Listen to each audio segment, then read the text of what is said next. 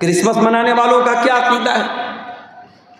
ایک ایکٹر ہے، کامیڈین ہے، ہنسی مذاق کرنے والا جو ٹی وی پر آتا ہے، فلموں میں آتا ہے، اس کا نام ہے سنیل گروور۔ ابھی اس کا ایک ویڈیو میں نے دیکھا، وہ کرسچین ہے۔ اس نے کہا صاحب جیسس، لوگ پوچھتے ہیں جیسس کون ہے، عیسیٰ کون ہے؟ کہتا ہے آؤ میں بتاتا ہوں، جیسس گاڈ ہے، گاڈ کے بیٹے ہیں، گاڈ ہے۔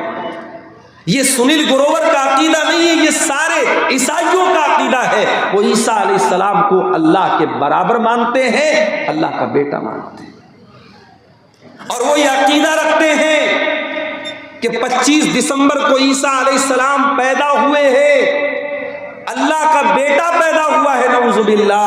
یہ ان کا عقیدہ ہے۔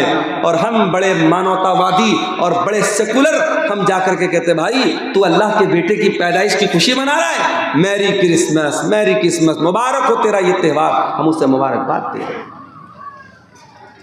یاد رکھو میرے پیارے ساتھیوں، کرسمس کی مبارکباد دینا گویا اللہ تعالیٰ کو گالی دینا ہے، گویا یہ اقرار کرنا ہے کہ ہاں تو اللہ کے بیٹے کی پیدائش کی خوشی منا رہا ہے، میں تجھ کو مبارکباد دے رہا ہوں۔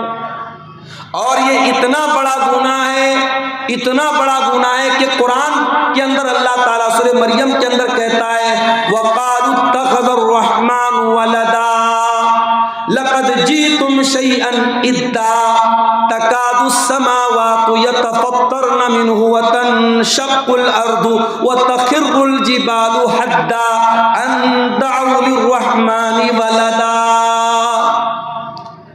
یہ لوگ کہتے ہیں کہ رحمان نے بیٹا بنا دیا، یہ کہتے ہیں اللہ کا بیٹا ہے۔